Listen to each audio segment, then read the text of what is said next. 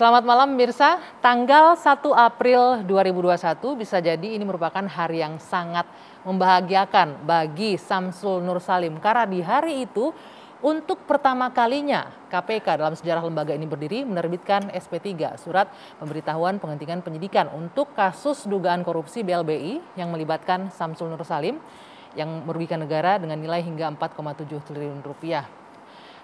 KPK menyebutkan bahwa ini merupakan bagian dari proses penegakan hukum, kepastian dalam penegakan hukum. Namun di sisi lain, aktivis anti korupsi mengkritik keras diterbitkannya SP3 ini. Lalu sebenarnya apa yang menjadi alasan kuat, dasar kuat KPK menerbitkan SP3? Kita akan membahasnya malam hari ini di dua sisi bersama saya Dwi Anggia.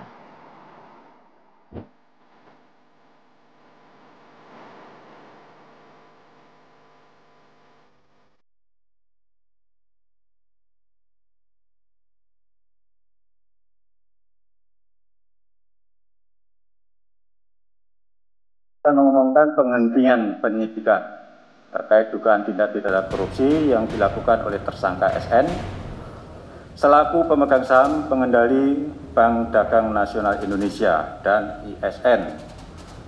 Penghentian penyidikan ini sesuai dengan ketentuan pasal 40 Undang-Undang KPK.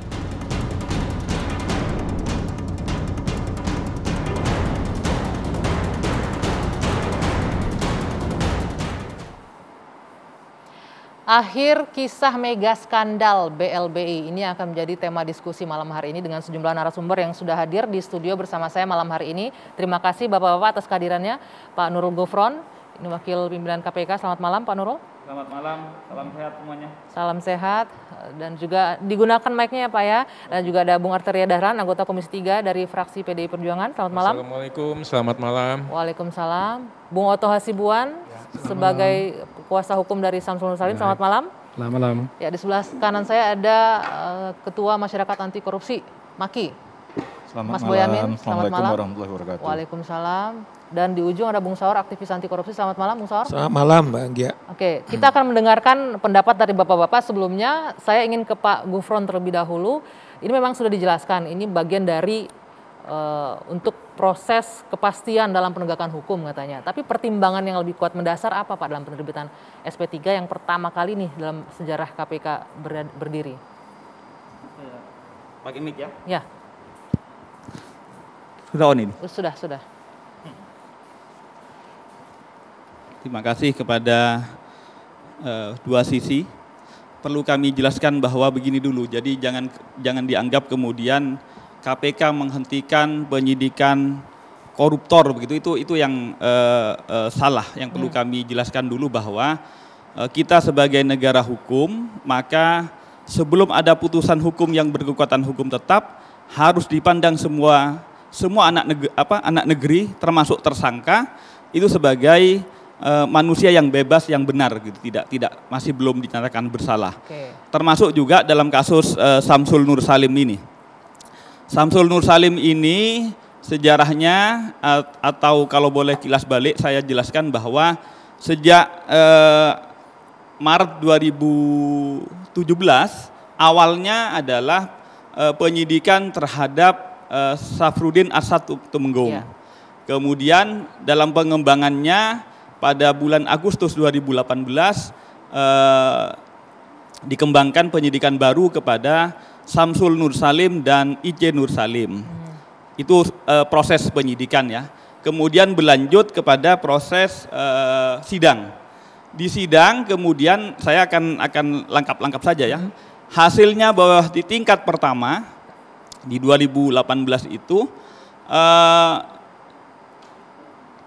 KPK dimenangkan.